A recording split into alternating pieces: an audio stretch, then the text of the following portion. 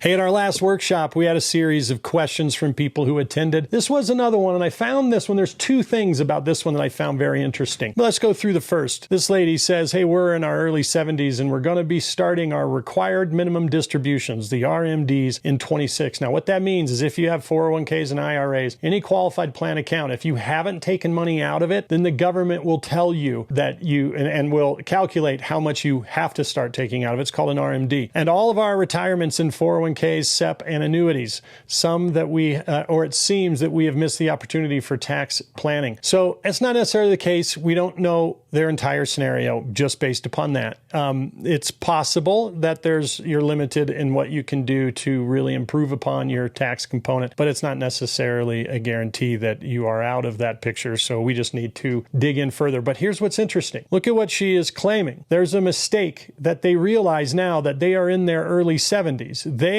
followed traditional advice. They blew up their 401k, their SEP, they have some annuities, and all of the distribution from those accounts are taxed at the highest rates that exist, income tax, that the government owns and controls every single year in perpetuity going forward. And they're realizing that's not much of a plan. How could they plan even next year's distribution or the year after or 5 years from now? We have no idea what the tax rates are going to be. So they've set themselves up to be harvested by taxation because they followed that advice. They were not balanced. They were lopsided. So if you find yourself following this kind of advice and you are beginning to see that might not be in your best interest, well, register now for our upcoming Financial Caffeine Workshop. We'd love to see you. It's Wednesday, May 7th at 11 o'clock Mountain Standard Time. We'll see you there.